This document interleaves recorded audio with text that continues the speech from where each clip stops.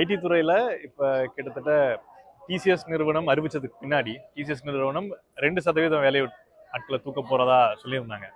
கிட்டத்தட்ட 12,000 பேர் அப்படின்னு மீடியாக்கள் சொன்னாங்க. 2% அப்படின்னா 12,000 பேர்னு. பட் நடக்கிற என்ன நடந்துட்டு இருக்கு அப்படின்னு பார்த்தா கிட்டத்தட்ட 38,000 பேர் இந்த 3 மாச காலத்தில் தூக்கியிருக்கிறாங்க.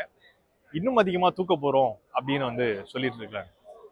இந்தியாவில் மிகப்பெரிய நிறுவனமான நம்பர் 1 நிறுவனம் ஐடியில் டிசிஎஸ் இப்படி பண்ணும்போது பல நிறுவனங்கள் தொடர்ச்சியாக அப்படி பண்ணுது.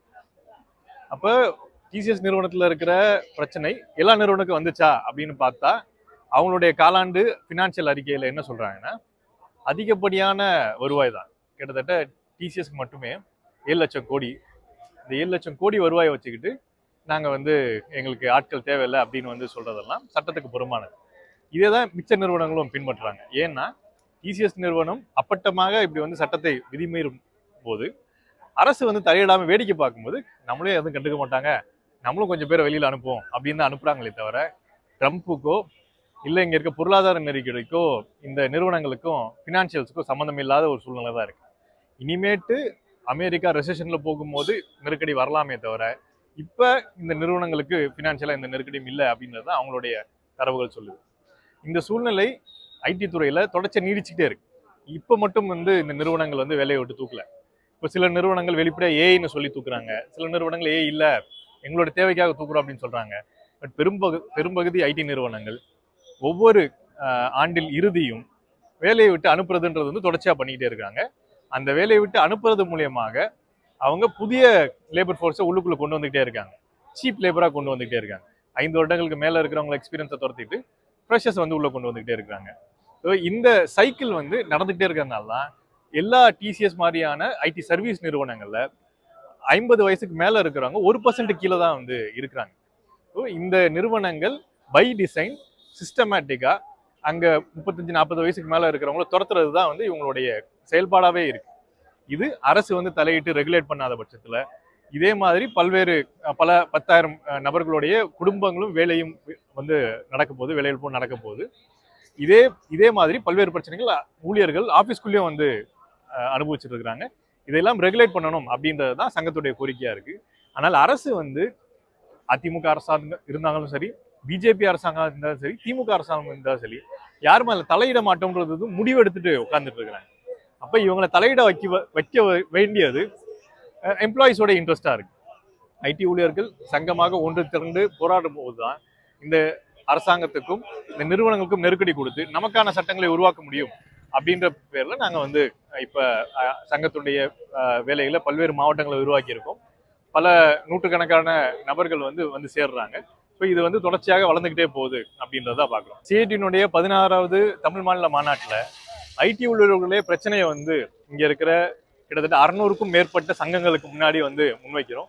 எந்த மாதிரியான பிரச்சனைகள் ஊழியர்கள் ஃபேஸ் பண்றாங்க, அதுக்கான தீர்வு என்ன அப்படின்றத விவாதிக்க போறோம். அதுல முக்கியமான சில ரெசல்யூஷன்ஸ் தீர்மானங்களை முன்னெடுக்க போறோம். அதில் குறிப்பாக டிஜிட்டல் ரைட்ஸ், ஐடி துறையில் ஐடி ஊழியர்கள் மட்டும் இல்லாமல் பல்வேறு ஐடி இப்போ எல்லாருக்கும் பொதுவான ஒரு வேலையா இருக்கு. ஐடி துறை பல்வேறு தொழில்நுட்பம் மூலியமாக எல்லாருக்கும் பயன்படுற ஒரு விஷயமா இருக்கு. அப்ப அதுல என்ன உரிமைகள் வேணும்னு சொல்லிட்டு இங்க தீர்மானம் ஏற்றுறதுக்கான ஏற்பாடுகளுக்குள்ள இருக்கும். ஐடி ஊழியர்களுடைய நிறுவனங்களை, ஐடி நிறுவனங்களை, பெரும் நிறுவனங்களை ரெகுலேட் பண்றதுக்கான தீர்மானத்தை முன்மொழிகிறோம். ஸோ இந்த மாதிரியான பல்வேறு தீர்மானங்களை மாநாடு 600 சங்கங்கள் பல்வேறு துறையில இருக்கிற தொழிலாளர்கள் ஒன்னா சேர்ந்து விவாதித்து முடிவெடுக்க போறாங்க. ஐடி ஊழியர்களுக்கு குறிப்பாக அவங்க வேலைத்தன்மைக்குட்பட்டு சில புதிய உரிமைகள் வேணும் அப்படின்றது கோரிக்கைகளா இருக்கு. அது யூனியன் சைட்ல நாங்க கேம்பெயின் பண்ணும்போது வருது. அதுல முக்கியமானது பெஞ்ச் பாலிசி ரெகுலேட் பண்ணணும், அப்ரைசல் ரெகுலேட் பண்ணணும், ஒர்க் ஃப்ரம் ஹோம் ரெகுலேட் பண்ணணும். ஒர்க்கிங் விமன்ஸ் ப்ரெக்னென்ட் ஆகிட்டு மெட்டர்னிட்டி லீவ் முடிச்சதுக்கு அப்புறமும் அவங்களால திருப்பி ஒர்க்குக்கு ரெஸ்யூம் பண்றதெல்லாம் ஒரு குரூவலான ஆஸ்பெக்டா ஐடி எம்ப்ளாயிஸ் பார்க்குறாங்க. ஒர்க் ஃப்ரம் ஹோம் கொடுக்கணும், அவங்கள ரிலாக்ஸ் பண்ணணும் அப்படின்றது தான் கோரிக்கையா இருக்கு.